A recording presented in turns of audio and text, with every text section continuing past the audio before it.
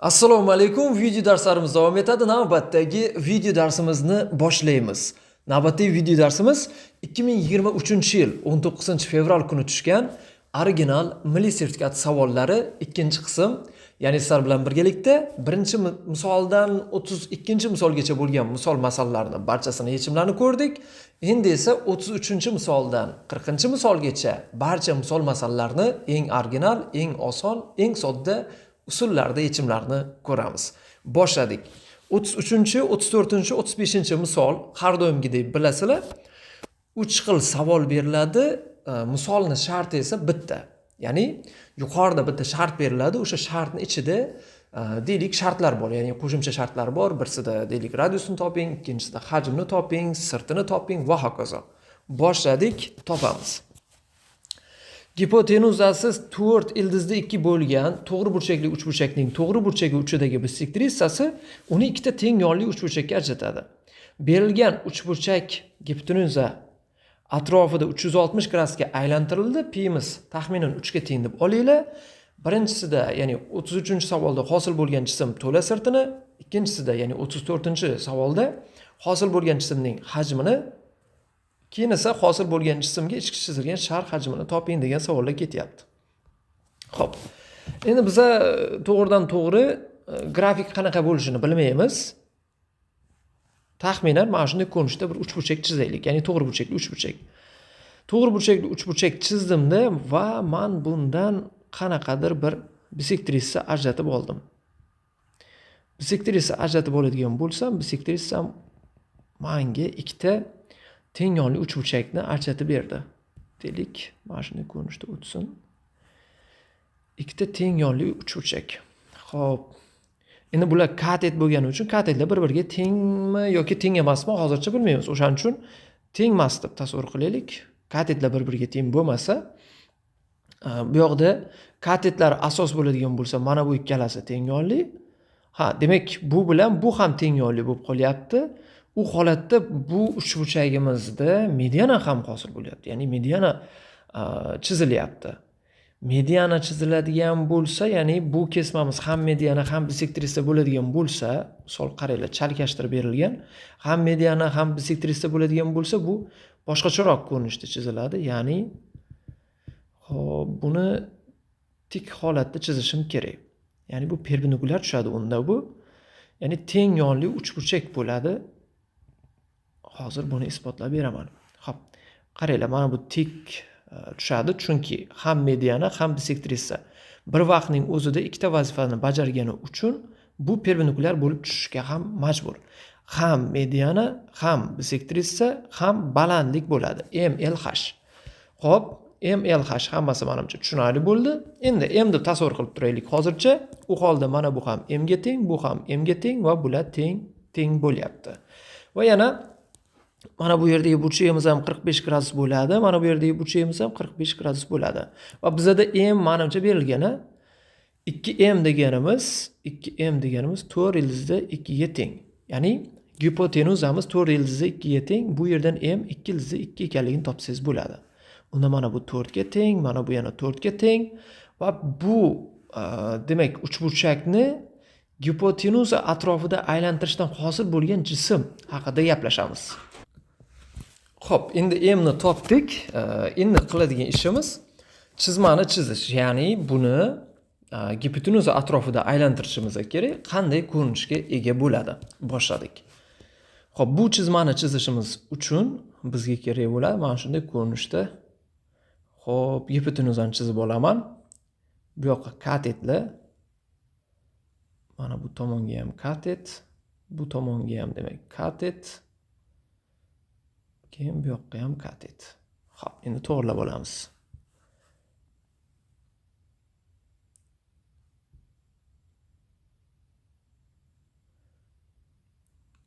Xo'p, mana shunday ko'rinishda to'g'rilab oldik. Endi mana shunday ko'rinishda buni chizib chiqamiz.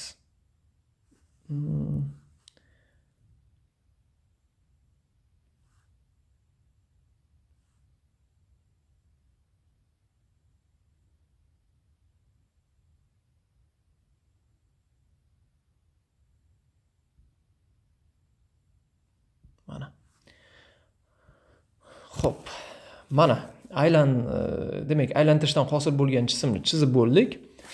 Endi e'tibor qiladigan bo'lsak, ustozlar, buni ichiga aylantirdik-ku, aylantirganimizdan keyin bu yoqda demak yuqorida bitta konus hosil bo'lyapti, pastda bitta konus hosil bo'lyapti. Yuqorida va pastda konuslar hosil bo'lyapti. Endi bu konuslar hosil bo'lganidan keyin bizni qilishimiz kerak bo'lgan ish konuslarni demak mana bu yerda radiusini o'tkazib olish.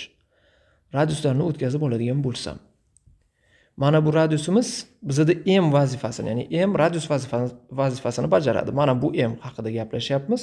Shu m mana bu yerga tushadi. Ya'ni 2 lizosida 2. Bu ham 2 lizosida 2. Konusning radiusi demak 2 lizosida 2 ga teng bo'lyapti. Konusning yasovchisi 4 ga teng. Pastda ham xuddi shunday. Xo'p, balandlikni o'zi ham 2 lizosida 2 ga teng. Xo'p, unda bizda hosil bo'lgan jismning to'la sirti. To'la sirti yuqorida bitta PRL, katta RL, pastda bitta PRL.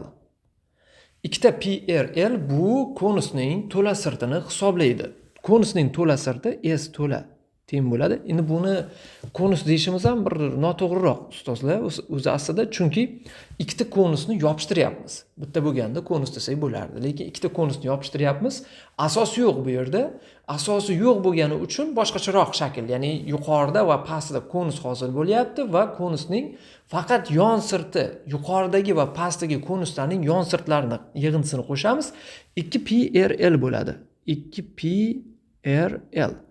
Bundan 2 ko'paytirilgan p deganimiz 3 ga teng, r deganimiz 2 ildizida 2 ga teng, l deganimiz 4 ga teng. Hisoblaydigan bo'lsam, hop 4 16 48 ildizida 2 bo'lar ekan. 48 ildizida 2 deganimiz qaysi javobda berilgan bo'lsa, o'shani belgilab olamiz. Javobimiz D ekan. 33 ga D javobni qo'yamiz. O'ylaymanki 33 sizlarga tushunarli bo'ldi ustozlar. O'quvchilar, talabalar, ya'ni milliy sertifikatga topshiradigan kim bo'lsa hammangizga menimcha 33-misol tushunarli bo'ldi. Endi 34 ga o'tsak. Hosil bo'lgan jism hajmini toping. Bu undan ham osonroq. Ya'ni biz allaqachon buni topib qo'ydik. Chunki 1/3 radiusimiz 2 ildizida 2. 2 ildizida 2 ning kvadrati ko'paytirilgan PR kvadrat p. P'imiz 3 ga teng deb olib yuqorida yozib qo'ygandi shartda. Keyin esa h balandligimiz yana 2 lizosida 2. Buni hisoblaydigan bo'lsak, ushlar qisqarsa, mana nima hosil bo'ladi? 2 ildizida 2 ning kvadrat 8, 16 ildizida 2 bo'lyaptimi? 8 ko'paytirilgan 2 ildizida 2, 16 ildizosida 2. 16 ildizida 2 degan javob bu yoqda hop A javob bo'lyapti. Hop 16 ildizida 2. Ha, to'xtanglar. Yana bitta narsa bor ustozlar. Mana shu joyda to'g'ridan-to'g'ri xatolashib ketmaylik. Birdaniga yozib, bizda yuqorida ikkita konus hosil bo'lyapti. O'shaning uchun 2 ga ham ko'paytirib ketay. Birdaniga. Men hozir bittasini topdim. Yuqorida yana hajmini topdim, pastda yana hajm bor. Shunda 2V ni topaman. 2V deganimiz demak 32 lizosida 2 bo'lar ekan. Mana bizning javobimiz C javob bo'lyapti. D mana bu C javob bo'ldi. Endi keyingi savolga o'taman. Mana bu C javob bo'ldi. Xo'p, keyingisi demak menda qaysi bo'lyapti? Keyingisi 35. 35 da aytayaptiki, hosil bo'lgan jismga ichki chizilgan shar hajmini toping deyapti. Shar hajmini topishda ustozlar yuqorida mana bu yerda bitta yarim shar, ya'ni yuqoridagi konus uchun menda keling, mana shuni chizing. Yuqoridagi konus uchun bitta yarim shar, pastdagi konus uchun yana bitta yarim shar hosil bo'ladi mana. Yuqoridagi konus uchun bitta yarim shar, pastdagi konus uchun yana bitta yarim shar. Shunda jami demak bizda shar hosil bo'ladi, yarim sharlar yig'indisi shar hosil bo'ladi. Xo'p, buni tushunishga harakat qilinglar. Mana shar. Endi shu sharni topishim uchun, ya'ni shu sharning hajmini topishim uchun menda radius kerak. Radius esa mana bu perpendikulyar bo'lgani uchun mana bu yerdan perpendikulyar tushirganimga teng bo'ladi. 2 ildizda 2, 2 ildizda 2, ya'ni xuddiki gipotenuza bo'lib, mana bu yerda A deylik, mana bu O deylik, mana buni B deylik. A, O, B, mana chetga yozyapman ustozlar, kimdir topa olmayotgan bo'lsa, chetga qaranglar, chap tomonga. AOB uchburchakda demak gipotenuza AB bo'lyapti. 4 ni radius mana bu kichkina radius desam 4 ni r ga ko'paytirganim katetlar ko'paytmasiga teng bo'ladi. 2 ildizi 2 ni kvadratiga. Shu yerdan r ni topsam 2 ga teng bo'lar ekan. U holda bu sharning hajmini topish uchun v shar teng 4 taqsim 3 pi r kub formuladan foydalanadigan bo'lsam 4 taqsim 3 pi bilan 3 qisqarib ketadigan bo'lsa 4 ko'paytirilgan r kub 2 ni kubi 8. 32 ga teng bo'lar ekan. 32 degan javobimiz B javob bo'lyapti. O'ylaymanki, bu ham sizlarga tushunarli bo'ldi.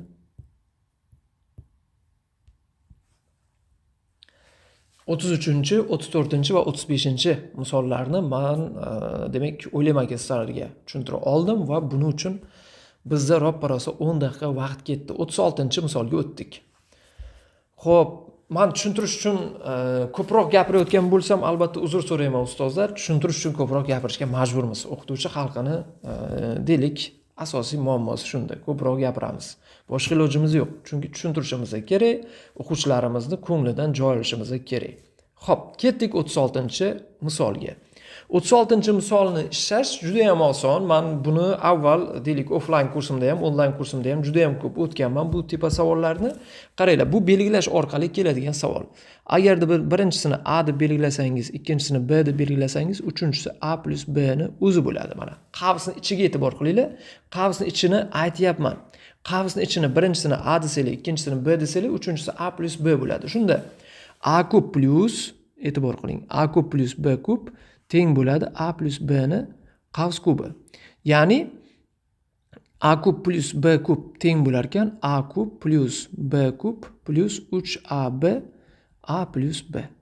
Bu yerdan A kub B kublar qisqarib ketadigan bo'lsa 3AB A plus B teng 0. Bundan birinchi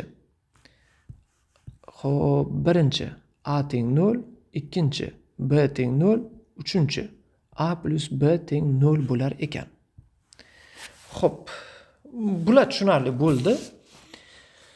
Shunda A teng 0 deydigan bo'lsam, x kvadrat minus x minus 1 teng 0. Bundan x 1, 2 ni topadigan bo'lsam, 1 plus minus ildiz 5 taqsim 2. Ikkinchisi, x kvadrat. Bu yerda endi tenglamaning nechta haqiqiy ildizi bor degan birinchi shart uchun muammoyimiz yo'q. Diskriminant qilsak bo'lardi-da, lekin ikkinchi shartda musbat ildizlar sonini so'ragan, o'shaning uchun ildizlarni topyapman ustozlar. Aslida birinchi shartni o'zi va shunga o'xshagan shart bo'lsa, diskriminant viet orqali ketsanglar bo'ladi. Lekin ikkinchi shart bu boshqa narsa. Xo'p, demak x kvadrat minus 3x plus 2 teng 0. Xo'p, bundan x1 teng 2 va x2 teng 1 degan yechimlar kelib chiqar ekan. Uchinchi holat A plus B. A plus B ni 0 ga tenglasam 2x kvadrat minus 4x 2x kvadrat. Bu ikkinchi holat, bu birinchi holat, bu uchinchi holat. 2x kvadrat minus 4x plus 1 teng 0. Bundan diskriminantni hisoblasam 16 minus 4 ko'paytirilgan 2 teng 8. x1 2 teng. Biza o'zi aslida mana bu yerda 1 2 dedik. Mana bu demak 3 bilan 4, mana bu esa 5 bilan 6. To'g'rilab yozay shuni. Xo'p, 3 bilan demak mana bu 4, bu 5 bilan 6. Bu teng bo'ladi 4 plus minus 2 ildiz ostida 2 taqsim 2 ko'paytirilgan 2. Bundan 2 plus minus ildiz ostida 2. Xo'p, qaranglar, buni ikkita ildizi ham musbat ekan. Bu yerda ikkita musbat ildiz bor. Mana bu yerda ikkita musbat ildiz bor. Mana bu yerda bitta musbat, bitta manfiy ildiz bor. Xo'p, musbat ildizlar soni nechta degan javob, savolga 5 ta degan javobni belgilaymiz. Birinchi A sharti esa tenglama nechta haqiqiy ildizga ega degan savolga 6 ta haqiqiy ildizga ega deb javob beramiz. O'ylaymanki, men sizlarga buni tushuntira oldim. Keyingi misolga o'tamiz. Keyingi misolimiz tenglamani yeching degan savol ketyapti. Bu yoqda tenglamaning 0 dan 5 gacha oraliqda nechta ildizi bor? Ikkinchi savolida tenglamaning 0 dan 5 gacha oraliqdagi ildizlardan eng katta va eng kichigining ildizlarining Demak, musbat ayirmasini so'rayapti. Xo'p. Misol juda ajoyib ustozlar. 2023-yil 19-fevraldagi misollar ham menimcha yetarlicha qiyinlik darajasi bor bo'lgan misollar tushgan 19-fevralda. Chunki deganda, deylik, birdaniga xayolga kelmaydi. Yoki bo'lmasam oddiygina trigonometrik savol ham bir sensatsiya darajasida, yuqori saviyada tuzilgan. Mana e'tibor qilinglar, bu misolga ham ko'rsatkichli, ham trigonometrik tenglama. Bu hammani ham xayoliga birdaniga kelavermaydi. Shaxsan o'zim ko'p test tuzaman. Bu testni baholash kerak bo'ladigan bo'lsa, men deylik 5 ballik baldan, deylik baholash sistemasida 4 ball bergan bo'lardim mana shu tenglama uchun. Ya'ni yuqori darajadagi baho. Chunki birinchidan trigonometriya, ikkinchidan ko'rsatkichli har ikkalasini demak bu yerda berilgan. Nima uchun 1 ballni ayirib tashlayapman? Chunki 1 ballni ayirib tashlashimga sabab tenglama zo'r qilib tuzilgan-u, lekin aslida zo'r qilib tuzilgan tenglama yoki bo'lmasam zo'r qilib tuzilgan test agar uni usulini biladigan bo'lsangiz, vaqtingizni olmasligi kerak. Bu yerda usulini bilsangiz ham yetarlicha vaqtingizni oladi.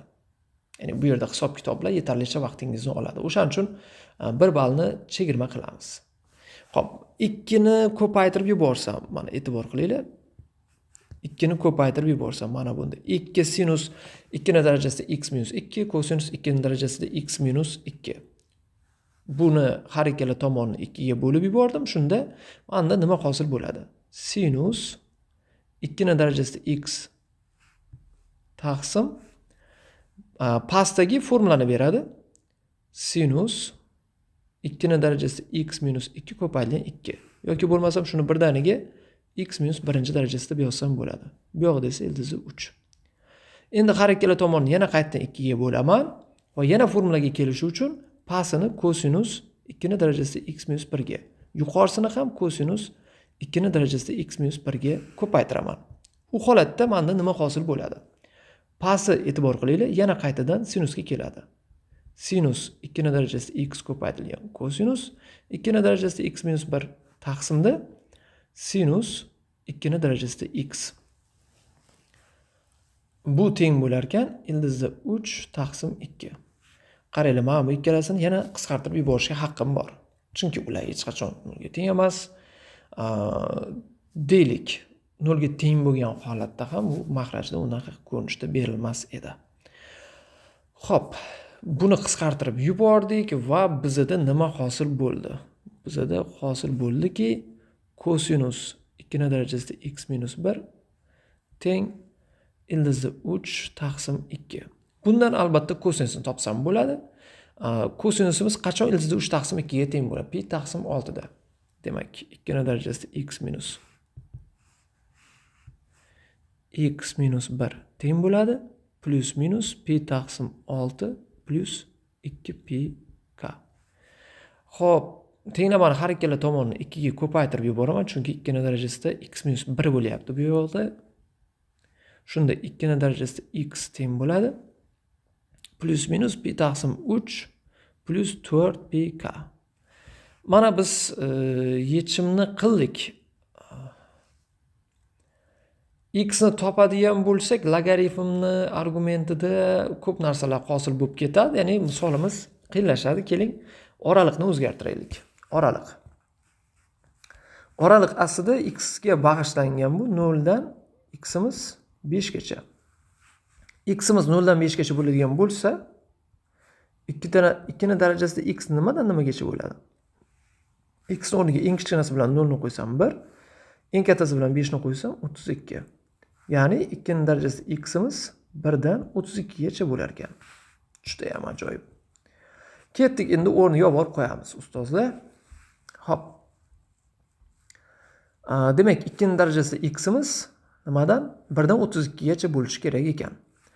U holda k ni o'rniga e'tibor qiling, 0 ni qo'yadigan bo'lsam, 2 ning darajasida ximiz plus minus pi taqsim 3 plus 0 bo'lishi kerak edi. Faqatgina pi taqsim 3 qismini olaman. Chunki bu pi taqsim 3 1 dan katta.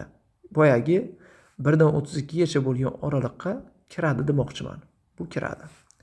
K ni o'rniga 1 ni qo'ysam, 2 ning darajasida x teng pi taqsim 3 plus minus pi taqsim 3 plus 4pi. Bu ikkalasi ham kiradi. Bu yerda ikkita yechim bor. Bu yerda bitta yechim, bu yerda ikkita. Keyin esa k ni o'rniga 2 ni qo'ysam, 2 ning darajasi x teng plus minus pi taqsim 3 plus 8pi. Bu yerda 8pi. 8pi bo'lsa, 2 ning darajasi x teng 8pi ga pi taqsim 3 ni qo'shadigan bo'lsa, 24, 25 pi taqsim 3. Xo'p, 25 pi taqsim 3. Bu 32 dan kichkina. Xo'p, kirar ekan. Bu yerda ham ikkita yechim bor. Kattasini ko'rdik, kiradi ekan, endi kichkinasini ko'rish shart emas. Hammaga tushunarli bo'ldi menimcha. 5 ta yechim bor ekan, 0 dan 5 gacha. Nechta yechim bor degan savolga biz aytamiz, 5 ta yechim bor. Xo'p, ketdik. 5 ta. Endi keyingisi aytayaptiki, shu oraliqdagi eng katta va eng kichik ildizlar ayirmasi. Eng katta ildizi mana bunga teng bo'lyapti. Eng kichkisi pi taqsim 3. Demak, 2 ning darajasida x teng pi taqsim 3. Bundan x teng logaritm 2 asosga ko'ra pi taqsim 3. Bu kichkinasi. 2 ning darajasida x teng 25 pi taqsim 3. Bundan logaritm x teng x1 teng deylik. Logaritm 2 asosga ko'ra 25 pi taqsim 3. Endi x1 dan x2 ni ayiraman. Kattasidan kichigini ayirishim kerak yoki moduliga olsam ham bo'ladi. Logaritm 2 asosga ko'ra 25 pi taqsim 3 minus logaritm 2 asosga ko'ra pi taqsim 3. Ayirib yuboradigan bo'lsak, pi taqsim 3 lar qisqaradi, ya'ni logaritm 2 asosga ko'ra 25 pi taqsim 3 bo'lingan ko'paytirish va 3 taqsim pi. Bundan bular qisqarib ketsa, logaritm 2 asosga ko'ra 25. O'ylaymanki, bu savol ham sizlarga tushunarli bo'ldi. Ustozlar va o'quvchilar. B savolga javobimiz logaritm 2 asosga ko'ra 25. Ketdik. Keyingi savol 38.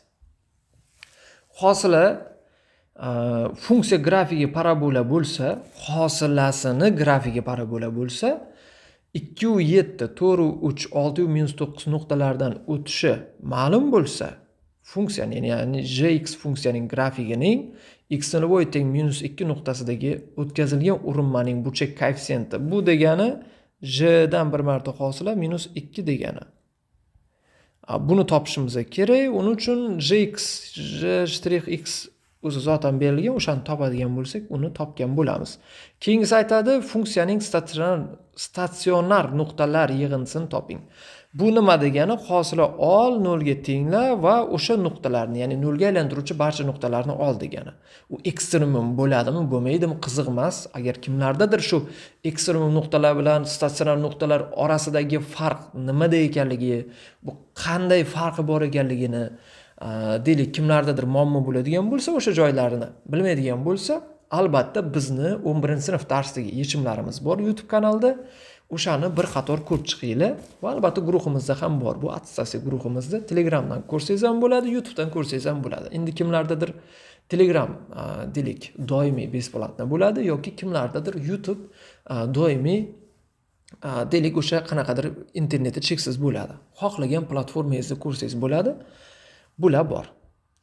Xo'p, endi 38-misolni yechishimiz uchun 38-misolda funksiyani o'zini nima qilib olamiz? Ya'ni taxminiy ko'rinishini olib olamiz. j'(x) parabola ko'rinishida bo'ladigan bo'lsa, u ax kvadrat plus bx plus c ko'rinishida bo'lar ekanda. Shunda men 2 da 7. 2 nuqtani qo'ysam 7 bo'lar ekan. 7 teng 2 nuqtani qo'yaman. 4a plus 2b plus c. Xo'p, undan keyin 4 ni qo'ysam 3 deyapti. 3 teng 4 ni qo'ysam 16a plus 4b plus c. Undan keyin 6 ni qo'ysam -9. -9 teng 6 ni qo'ydim 36a plus 6 ni qo'ydim 6b plus c. Xo'p, eng pastdagi ikkitasiga e'tibor qilinglar. Ayirib yuboraman. Pastdagidan yuqoridagina. 20A plus 2B teng minus 12. Shunda 10A bo'ladi. 10A plus B teng bo'ladi minus 6. Bu bilan hop, qaysini sistema qilamiz? Birinchi, ikkinchini sistema qilsak. Birinchi, ikkinchini ayirib yubordim. Hozir oxirgi uchinchidan ikkinchini ayirib yubordim. Keyin esa ikkinchidan birinchini ayirib yubordim. Unda 12A plus 2B teng bo'ladi. Hop, minus 4 ga. Shuni yana qaytadan yozaydi. 2 ga bo'lib yuborsam nima hosil bo'ladi? 6A plus B teng bo'ladi minus 2 ga. Yuqoridagidan pastdagini ayirib yuborsam 4A teng bo'ladi minus 4 ga. Bundan A teng bo'lar ekan minus 1 ga. Hop, bu tushunarli bo'ldi. Endi keyingisi. A'miz minus 1 ga teng ekan, men o'rniga qo'yishim kerak. Deylik, eng oxirgiga qo'yadigan bo'lsam. Minus 6 plus B teng bo'ldi minus 2 ga. B teng bo'ldi, demak 4 ga. B'miz 4 ga teng ekan. Endi C'ni topish uchun birinchiga qo'yay. Birinchiga qo'yadigan bo'lsam 7 teng. Hop, minus 4 plus 8 plus C. Bu yerdan C teng 3 bo'lar ekan. O'rniga qo'yaman. Ya'ni menda J' minus 2. Hop, J' o'zini bir yozaydi bu yerda. J' x'imiz A'miz minus 1 bo'ldi, minus x kvadrat. B'miz necha chiqqandi? 4, C esa 3 ekan. Plus 4x plus 3. Hop, demak, mana bu yerga qo'yadigan bo'lsam. Oxirgisi to'g'ri edi. Buni qo'yadigan bo'lsam bu yerga minus 2 ni qo'ydim. Minus 2 ni kvadrati plus 4 ko'paytirilgan minus 2 plusdan 3. Buni hisoblaydigan bo'lsangiz minus 4 minus 8 plus 3. Javob minus 12 minus 9 bo'ladi. Keyingisi.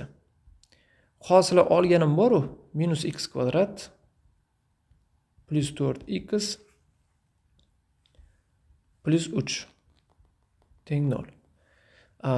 Bundan x kvadrat minus 4x minus 3 teng 0 hosil bo'ladi va x1 plus x2 yig'indi 4 ga teng bo'lar ekan. Birinchining javobi minus 9, ikkinchining javobi 4 bo'ldi.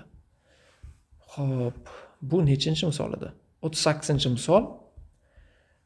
Birinchi A varianti minus 9, B varianti 4 bo'ldi. Tushunmagan joylaringiz bo'lsa, bemalol guruhda savollaringizni berasizlar. 39-savolga keldik. ABCD kvadrat, BD diagonal, D uchini davomidan Y nuqta olingan. D 3 ga teng. Bu doimiy berilgan narsa. Ya'ni shartlardan oldin berilgan bu. Deylik, yashil bilan qo'yay. Shartlardan oldin berilgan, ya'ni ikkita A sharti uchun ham, B sharti uchun ham o'rinli degani. Milliy sertifikatda mana shunday qoidalar ham bor. Ya'ni milliy sertifikatga endi boshlagan bo'lsangiz tayyorgarlikni, bu hozir aytgan qoidamni eslab qoling. Yuqorida shart berilgan bo'lsa, bu yuqorida berilgan shart A variantiga ham, B variantiga ham o'rinli. Endi ko'pchilik o'qituvchilar, ko'pchilik repetitorlar to'g'ridan-to'g'ri misolni ishlab ketaveradi. Uni qanaqa tartibda berilyapti, qanday bo'lyapti, u o'quvchi uni tushunyaptimi, tushunmayaptimi, qiziq emas. Men bunday qilishni istamayman. O'shaning uchun tushunib olinglar. Mani kuzatayotgan kim o'quvchilar bo'ladigan bo'lsa, milliy sertifikat topshiruvchilar bo'lsa, e'tibor qiling. Yuqorida berilgan shart A ga ham, B ga ham o'rinli bo'ladi. Har qanday holatda. Endi pastda A shartida berilgan holat faqatgina A uchun o'rinli bo'ladi, B uchun o'rinli bo'lmaydi. B uchun xato bu. B da berilgan shart faqatgina B uchun o'rinli bo'ladi, A uchun o'rinli bo'lmaydi. A uchun xato bu. Mana asosiy qoidalar, asosiy fishkalari mana shu joyda. Agar siz mana shu fishkalarni bilmaydigan bo'lsangiz, milliy sertifikatda albatta yetarli ballni ola olmaysiz. Chunki o'ylaysizda o'zingizcha A shartini B shartiga qo'ydingizda, tezda chiqdi. Qarasangiz bir 7-8 degan javob chiqdi-da. Qo'yib ko'ryapsiz. Qanaqadir bir ma'noda ikkita shartni birlashtirganingiz uchun bu qanotlantirdi. O'ylaysizda, to'g'ri deb ketasiz. javobingiz aslida mutlaqo xato bo'ladi. O'sha narsani unutmang. Kvadratning diagonali 18 bo'lsa, qarang, A sharti uchun yechaman birinchi. A sharti uchun. Mana bu 18 bo'lsa deyapti. SY ni toping. SY ni toping. Kvadratning tomoni 18 bo'lsa, mana bu demak 9 ildizi 2. Va kvadrat bo'lgani uchun mana bu 45 gradus bo'ladi, mana bu plus 35 gradus bo'ladi. Endi SY ni toping deyapti. SY ni topishdan ko'ra osonroq ish menimcha bo'lmasa kerak. X kvadrat teng. Xo'p, 9 ildizli 2 ni kvadrati plus 3 ni kvadrati minus 2 ko'paytirilgan 3 ko'paytirilgan 9 ildizli 2 ko'paytirilgan ildizli 2 taqsim 2. Kosinus 135 gradusda minus bo'ladi. Mana bu joyi plus bo'lib ketsin. Bular qisqarib ketar ekan. X kvadrat teng 81 162 plus 9. Xo'p, bu 27 54 plus 54. X kvadrat teng 54 ga 9 ni qo'shsam 63, 63 ga 162 ni qo'shsam 225. X teng 15 ekan. Xo'p, birinchi A shartini topdik, 15 chiqdi. Xo'p, ajoyib. A sharti uchun muammoyimiz qolmadi. Endi B sharti uchun A shartni qo'shgan, A shartda ishlagan nima shartimiz bo'ladigan bo'lsa, nima qoidalarimiz bo'lsa, hammasini o'chiraman. Mana B sharti uchun. Faqatgina mana bu kvadrat bo'lgani uchun kvadrat deyilgan u. Boshida qani edi? ABCD kvadrat boshidagi shart bor. Ya'ni ikkalasi uchun ham o'rinli. O'shaning uchun kvadratligi qoladi, qolgan shartlarni o'chiraman. Xo'p. SY ildizli 29. Ildizli 29 bo'lsa, kvadrat yuzini toping deyilgan. Demak, mana bu A, bu yana A, bu yana A, bu yana A. Yana shu tenglama, faqat SY boshida bizada so'raganda 15 chiqdi-ku. Keyingi holatda bizadan SY ni so'rayapti. SY ni aytib qo'yapti, ildizli 29 va kvadratning tomonini so'rayapti. Kvadratning yuzini so'rayapti nimaga teng deb. Xo'p, endi B shartini ishlashni boshlayman. Shunda ildizli 29 ni kvadrati 29 teng, 3 ni kvadrati 9 plus A kvadrat plus plus desam to'g'ri, chunki hozir babu kosinus 135 gradusda minus ildizli 2 taqsim 2 bo'lib plus bo'lib ketadi mana bu joyi. 2 ko'paytirilgan 3 ko'paytirilgan A ko'paytirilgan ildizli 2 taqsim 2. Ikkilar qisqarib ketadigan bo'lsa, xo'p, mana bu joyda A kvadrat edi. A kvadrat plus 3 ildizli 2A xo'p, minus 20 teng bo'ladi 0 ga. Diskriminant teng 18 bo'ladi. 18 plus 80 teng 7 ildiz ostida 2 ni kvadrati bu. X A1 2 teng minus 3 ildiz ostida 2 plus minus 7 ildizda 2 taqsim 2. A1 deganimiz hop minus 3 ildiz ostida 2 plus 7 ildiz ostida 2 taqsim 2. Bundan 2 ildiz ostida 2 A2 deganimiz esa minus 5 ildiz ostida 2. Endi bu bo'lmaydi. Tomon manfiy bo'lishi mumkin emas. Musbat chiqqanning kvadrati esa A kvadrat S. O'sha kvadrat yuzini beradi. Bu 8 ga teng ekan. O'ylaymanki, bu savol ham sizlarga tushunarli bo'ldi. Javobimiz 8 bo'lyapti. Keyingisi 40-misol. Grafigi OY o'qiga nisbatan simmetrik bo'lgan y teng n ko'paytirilgan kub ildiz ostida x kvadrat plus m plus d funksiya grafigi 0 da 4 va 1 da 3 nuqtalardan o'tadi. Xo'p. NMD yig'indini toping, funksiya grafigi va absissi o'qi bilan chegaralangan soha yuzini toping degan savollar ketmoqda. Xo'p, e'tibor qilinglar, funksiya OY o'qiga nisbatan simmetrik bo'lsa, u juft funksiya degani. Juft funksiya bo'ladigan bo'lsa, y x ni o'rniga minus x qo'ygan holatingizda ham u yana qaytadan juft funksiya bo'ladi. X kvadrat plus m plus d. Ya'ni hech nima o'zgarmaydi. Bu yoqda ham deylik aytishimiz mumkin. Minus 1 da 3 degan nuqtasi bor deb. Lekin bulardan hech nima kelmaydi-da. Bizda ikkita tenglama 3 ta noma'lum bo'lib qoladi, nima qilsak ham. Ya'ni 1da 3, 1ni qo'yadigan bo'lsam 3, 3 teng n ko'paytirilgan kub ildiz ostida x kvadrat. 1ni qo'ydim man. Shunda 1 plus m plus d 0 da 4. 0 da 4 bo'lsa 4 teng n ko'paytirilgan kub ildiz ostida m plus d. 2 ta tenglama, 3 ta noma'lum. Mana shu misolni aslida nimada milliy sertifikatda tushgan paytida menimcha ya'ni mana bu yerdagi m bo'lmagan deb o'ylayapman. Yoki bo'lmasa m bo'lgan bo'lsa ham bu savolda, ya'ni bu savolni tuzgan deylik o'sha qanaqadir bir ma'noda matematik, menimcha bu savolni tuzgan paytida o y o'qiga nisbatan simmetrik bo'lsa doimo m 0 bo'ladi deb o'ylab ketgan bo'lsa kerak deb o'ylayapman. Lekin aslida bu noto'g'ri tushuncha, mutlaqo noto'g'ri. Ko'pchilik mana shu misolni yechgan paytida m teng 0, m teng 0 deb ketavergan. M teng 0 bo'ladi. O y o'qiga nisbatan simmetrik bo'lishi uchun, ya'ni bo'lishlik sharti m teng 0 bo'lish. O y o'qiga nisbatan simmetrik bo'lishlik sharti bunaqa bo'lishi shart emas. Ya'ni nima uchun m teng 0 bo'lish kerak? M ni o'rniga 100 ni qo'ying, m ni o'rniga 2 ni qo'ying, m ni o'rniga 3 ni qo'ying. Xohlagancha qo'yib, deylik matematika bo'yicha nimalar bor, dasturlar bor. Aynan 8-sinflarda biz o'tamiz. GeoGebradan foydalanib, ya'ni amaliy mashg'ulotlar qilish, ya'ni geometriyani o'rgatish yoki shunga o'xshagan xohlagan dasturingizda, Desmos programmasidan xohlagan dasturingizda ko'radigan bo'lsangiz ham, m ni o'rniga xohlagan soningizni qo'ysangiz ham bu baribir grafiki o y o'qiga nisbatan simmetrik bo'laveradi. Va bu matematika. Shunchaki x ni o'rniga minus x qo'ygan vaqtingizda u yana qaytadan o'ziga qaytib kelsa, bu nima bo'ladi? Albatta simmetrik, ya'ni juft funksiya bo'laveradi.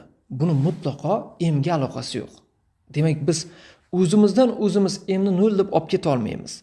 Birinchi yozaman, misolda kamchilik bor. Misolda deylik kamchilik emas, ortiqchalik bor. Misolda m tushib ketgan. Bu m bo'lmasligi kerak. Ikkinchidan m ni yo'q deb tasavvur qiladigan bo'lsak, misolimiz qanaqa ko'rinishga keladi? Y teng n ko'paytirilgan kub ildiz ostida x kvadrat plus d ko'rinishga keladi. Agar shu ko'rinishga keladigan bo'lsa, m larni o'rniga yo'q deb tasavvur qilsanglar, m ni o'rniga 0 qo'yasizlar. Mana bu yerda m imiz yo'q. M yo'q bo'lsa, qanaqa ko'rinishga keladi bu?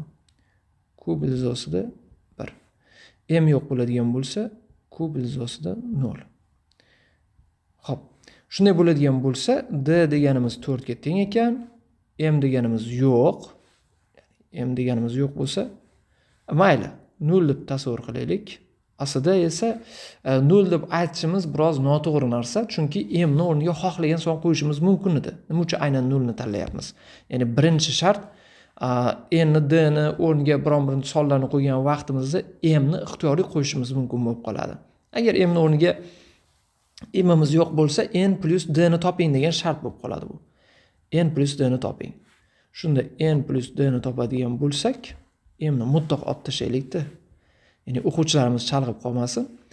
M mutlaqo yo'q bo'lsa, d ni o'rniga 4 ni qo'yaman va birinchi holatda n deganimiz mana bu yerda d ni o'rniga 4 qo'ysam, n deganimiz -1 ga teng ekan. 4 ga -1 ni qo'shsam 3 bo'ladi.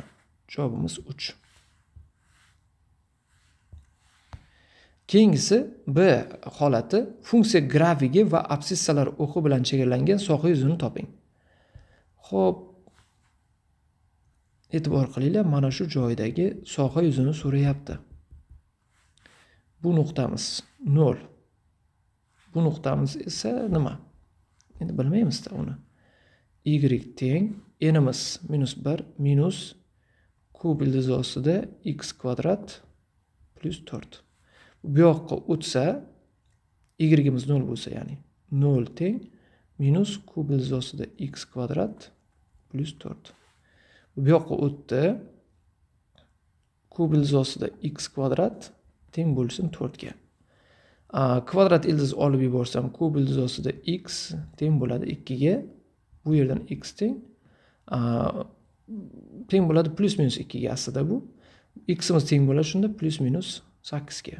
Demak, mana bu joy plus 8, mana bu joy minus 8. Xo'p, buni topdik. Demak, integrallayman 0 dan 8 gacha.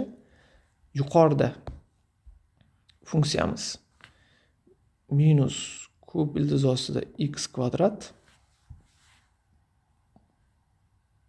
plus 4. Pastdagi funksiyamiz esa 0 funksiya dx. X bo'yicha integrallasam, x ning darajasida 2 taqsim 3 plus 1 taqsim 2 taqsim 3 plus 1 minusdan plus 4x 0 dan 8 gacha. 8 ni o'rniga qo'yadigan bo'lsam, menda nima hosil bo'ladi? 8 ni o'rniga qo'yadigan bo'lsam, 32 minus hop 5 8 ni darajasida 5 taqsim 3. Pastda esa yana 5 taqsim 3. Bundan 32 ayrilgan. 2 ni 5-inchisi 32 taqsim 32 ko'paytirilgan 3 taqsim 5 ekan. 32 ni chiqarib yuboradigan bo'lsam, nima hosil bo'ladi? 32 ni chiqarsam 1 minus 3 taqsim 5. Bundan 2 taqsim 5 bo'ladi. 2 taqsim 5. 32 ko'paytirilgan 2 taqsim 5. 64 taqsim 5. Endi bu yarmi. Yarmi yuzamiz 64 taqsim 5 bo'lsa, qolgan yarim yuzamiz yana 64 taqsim 5 bo'ladi. Mana. Agar bu aynan attestatsiyada, attestatsiya debman, ko'pincha attestatsiya bilan shug'ullangandan keyin, bu agarda millisertifikatda tushgan bo'lsa, ustozlar, m yo'q bo'lib tushgan bo'lishi kerak va javobimiz 128 taqsim 5 ga teng bo'ladi, aniq. 128 taqsim 5. M'imiz 0 bo'lishi kerak, m'imiz u bo'lishi kerak, bu bo'lishi kerak degan narsalar lekin mutlaqo mantiqqa zid. Ya'ni juft funksiya bo'lishi uchun m 0 bo'lishi kerak degan bir qoidalarni ham yaratishibdi. Ba'zi bir nimalar, repetitorlar unaqa qoidalar yo'q. Deylik. Matematikada unaqa qoida yo'q. Xo'p, qolgan misollarni o'zlaringiz bitta ishlab ko'ringlar. 41 dan boshlab bu yoqda nechigacha? 42, 45 gacha va chiqmagan misollaringizni albatta birgalikda ko'ramiz. Demak, 33 dan 40 gacha bo'lgan misollarni 100% yechimlarini ko'rdik. Menimcha hammasi tushunarli bo'ldi. Agar tushunmagan joylaringiz bo'lsa, qaysi bir joylarni tushunmay qolgan bo'lsangiz, marhamat qilib bemalol guruhimizda yozsangiz bo'ladi. Bemalol bizni har bitta savolingizga javob berishga harakat qilamiz. Vaqtim bo'lishi bilan har bitta savolingizga javob beraman. Sog' bo'linglar, salomat bo'linglar. Kelgusi video darslarimizda ko'rishguncha.